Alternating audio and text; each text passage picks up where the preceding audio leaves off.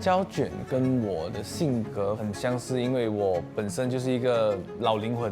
OK， 谢谢。年轻人啊，在拍胶卷啊，我就叫了他们，就越玩越有兴趣哦。你做自拍。只有重要的场合啦，有的顾客舍得花就来香港拍啦。时代的转变，婴儿摄影流行起来。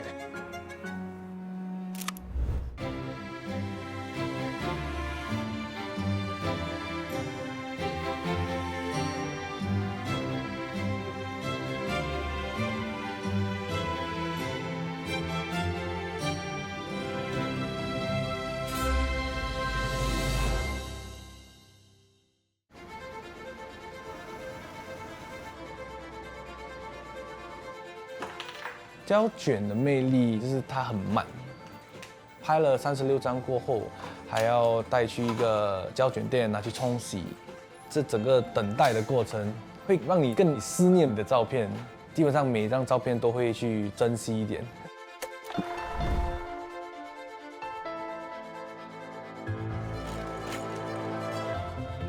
29岁的王浩翔，在6年前开了这家胶卷冲洗店，成为这个传统行业里少见的年轻新血。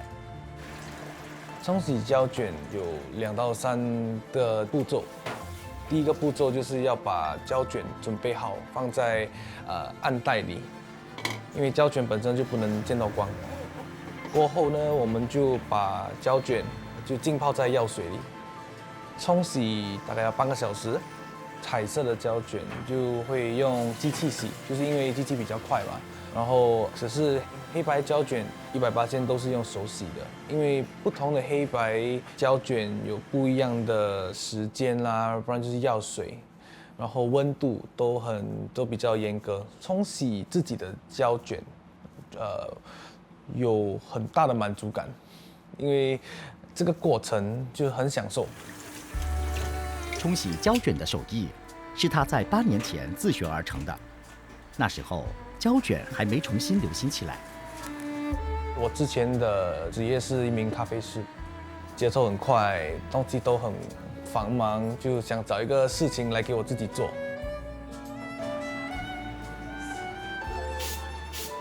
胶卷跟我的性格方面，我觉得很相似，因为我本身就是一个老灵魂。就还没拍胶卷之前，我都会去全岛会去找这些复古古董啦，这些自己修理，自己去摸索，自己去尝试，修理一些小小样的配件啊零件，过后就会修理就是相机。对胶卷的热情，最终化成一门生意。只是创业初期并不顺利。直到关闭疫情期间，才迎来转机。疫情的时候，因为就不能出去吧，然后很多人都在找新的爱好吧，反正每个人都很有时间，都可以去学。那时候就开始慢慢，越来越多人拍。现在拍胶卷的人，大多数都是20到30岁左右。这个相机是我爷爷他以前在用的相机，好像只有这里买得到。对，因为是我们自己做的。我发现它装了电池之后还可以继续用，所以就开始了我就是开始玩这个胶片拍照的 journey。我觉得它的魅力就是在你不知道它拍出来长什么样子，这个就是那一刻那一个当下那个 moment 的一个记忆，这样子。我觉得这颜色很好看。哦，这个是 Color Plus。对 ，Color Plus，然后胶卷风潮刮起，也让王浩翔决心突破，为行业引入新点子。自家胶卷就是我们会把已经用过的胶卷那个铁罐，我们再循环使用。因为之前的话我们没有做的时候，我们都会把罐用完了之后就丢掉，我们也是觉得很浪费。另外一个一次性的相机，我们在循环使用，然后在相机设计的方面，我们就会放可爱的图画啦，看起来比较有吸引力。很多人都说胶卷都是 dying trade，希望我们做的这些产品会降低成本，他们比较容易继续拍。胶卷再度兴起，也为这家开了40多年的冲洗店带来了生气。海旁有这个没有？谢海旁啊！你们拍室内啊，你们就要开这个灯，有 flash 啊，这2个是你的啊。对，现在是年轻人啊，在拍胶卷啊，就是很急啊，要看他们的拍的怎样好不好啊。有些啊，时间没有到就打电话来问了啊，安哥，我的发出去了没有？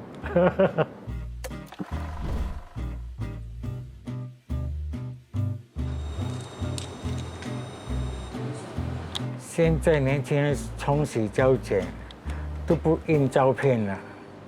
之前每个人没有电脑，就是一定要印照片出来，倒反哦。看到胶卷受到年轻人喜爱，王世发感触很深。胶卷摄影和冲洗行业曾经盛极一时，直到数码时代来临，一切开始改变。我从70多年我就做这行业了，我就从外面做学徒，到83年哦就自己开一间哦。之前83年就没有数码，每个一定要用胶卷来拍，拍了他们一定要来洗。那时候这种店面差不多是有600多间，到处都有。2000年开始，数码出来的时候，就一直下滑了，下到现在啊，只有差不多不到100间。我的开销会比较省，我什么都自己一个人在做，所以就会顶到现在哦。现在我的店还有拍一些护照的照片。要做 passport， 要做 IC， 还是要做 visa， 都是要拍的啊。不要笑，不要看孩子，对，严肃点。有些照片因为需要而存在，有些影像则因为意义而被留下。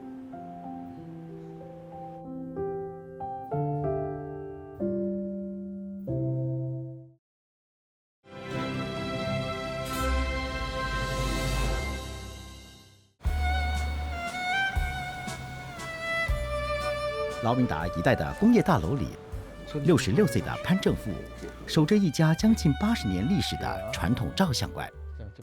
我们现在通常是拍证件照、家庭照和毕业照这种特别日子了，他们才来找相馆拍，有纪念性的日子了。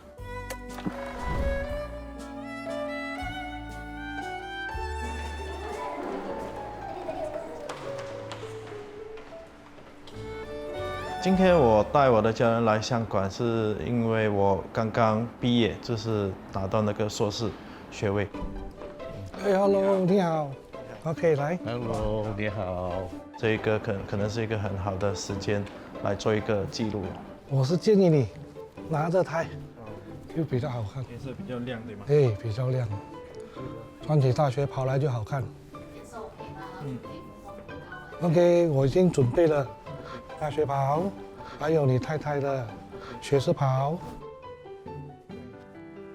来相馆拍的仪式感的确是会比较好，拍的比较专业一点，可以带来一个比较特殊的体验吧。摆姿势来，后面点来，你在旁边点，把摸摸的你在这手保护他们我们不要讲究过多，我们根据他们的关系来摆设他们在哪里，站什么位置，所以这是我们的价值。在低点和眼睛反光要低点啊。Make sure you smile, okay? Okay. Hello, duck.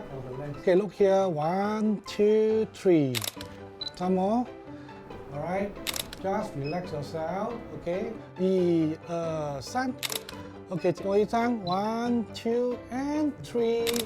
Last piece. 在这一个之前，其实我拍的就是那个结婚照嘛。 Okay, if you don't know how to smile, I let you smile, right? 1, 2, and 3. 所以这一次比较特殊，就是因为我们已经有3个小孩，然后也能把他一起带过来，我觉得会对我还是比较有意义的。Yes. 哇，你会摆，因为这样就看到你的那个我和家人一起去相馆，觉得很新奇，因为我是第一次来。拍照的时候，我那个人一直叫我移来移去，我觉得很有趣。1、2、3 ，OK， 不要动啊。来看这边，我现在佩服那个人，因为那个人真的有学怎样拍照。潘正富17岁时从学徒做起，后来接手照相馆。这面经典的立体木雕书架也陪伴了他30多个年头。走过相馆业最辉煌的年代，潘正富见证了时代浪潮下这个行业的兴衰起落。相馆最流行的是1970年到1990年，大概那时候有300多间。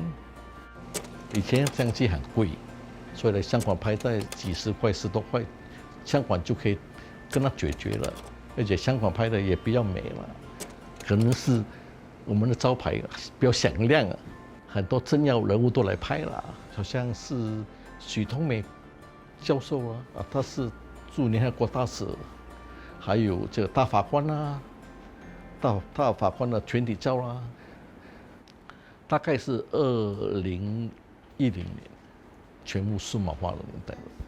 数码相机影响很大，尤其是手机啊，多数人自己拍的。只有重要的场合啦，有的顾客舍得花就来香港拍啦。现在的估计大概是10间左右了。没有数码化之前，哇，你拍很美啊，谢谢你啊，这样的掌声。现在已经没有这掌声了。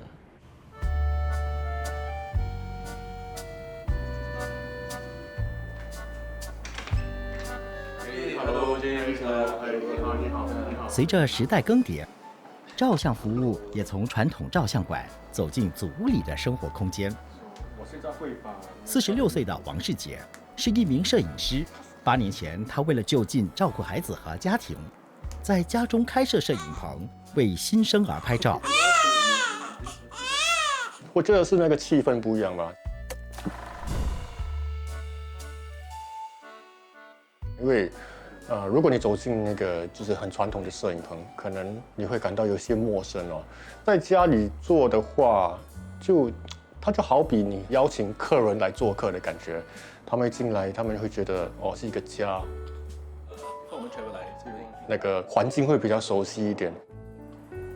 在这7到8年里面，我相信我已经拍过了将近800到900之间的婴儿吧。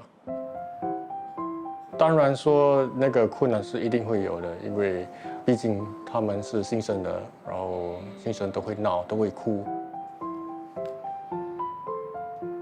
新生儿摄影是新时代兴起的一股风潮。对，都可以。还没有啊，多一个。我相信应该是从美国或者是欧洲来的吧，有15到20年左右。然后当然他们就会把照片流传到那个社交媒体上。早期因为传统观念，一些人忌讳为熟睡的新生儿拍照。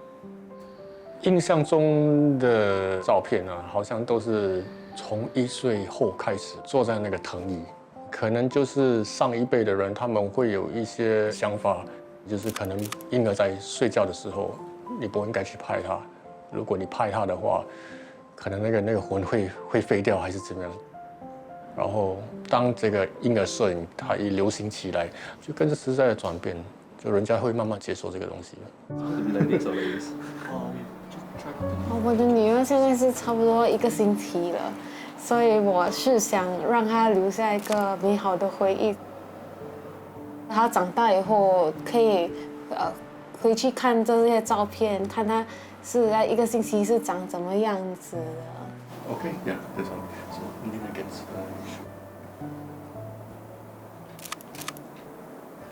这种家庭式的，我们比较可以体验得到当下拍的那种感觉，而反而不是说很像我们只是为了去一个相馆为了拍而拍这样子。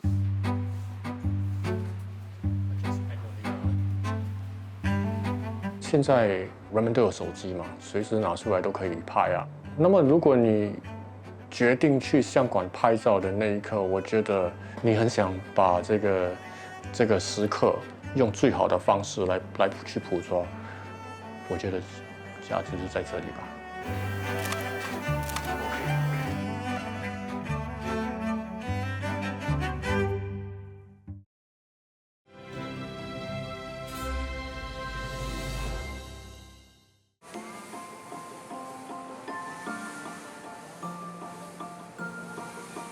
帮我写个邮箱。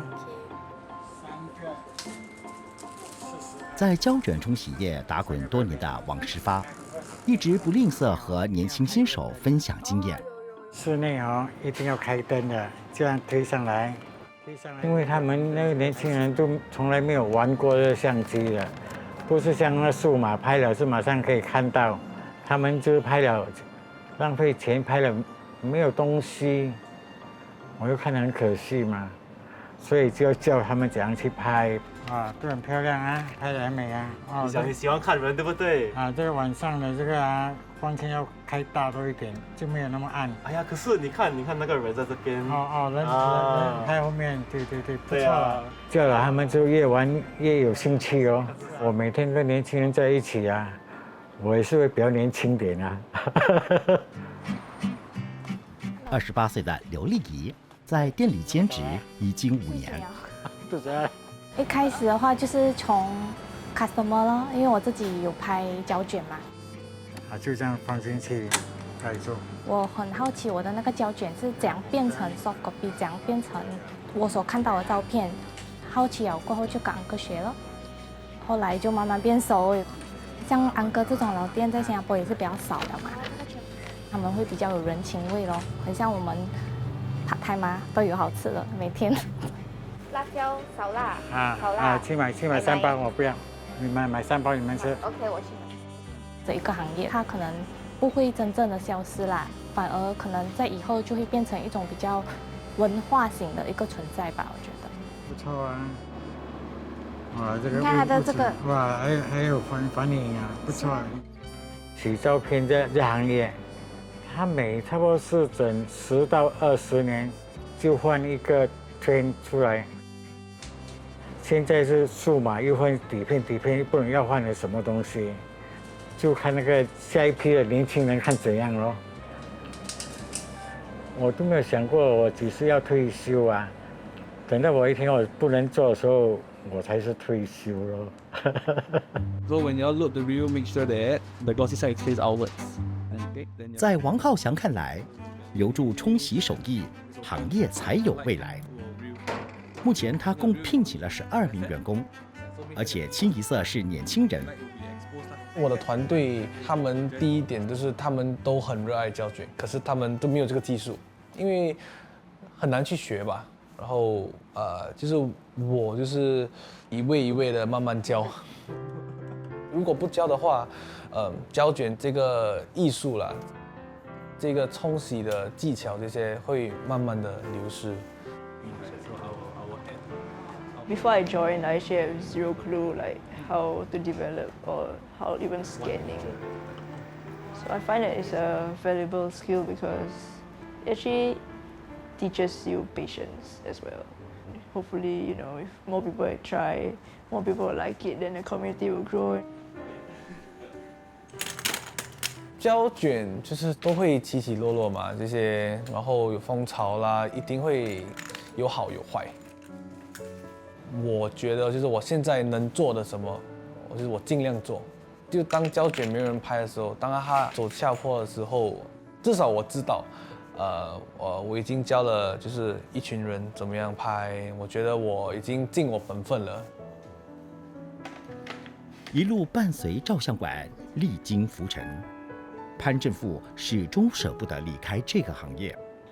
这行是我从中视到现在都是从事摄影这行的，有一种感情在了，所以我不想这么轻易的放弃。存在的价值是什么？永恒的唯一，不可能消失这行的，是看你用心去做，不可能消失的。我目前在找一接班人，我已经60多岁了，工作量我在尽量减少中，在找年轻人来接手这盘生意了。从传统照相馆到居家摄影棚，行业不断演变，但拍照留影的意义始终如一。确实，传统的相馆会越来越少，可是摄影，我觉得它永远都会存在的，只是形式上会跟以往不一样了。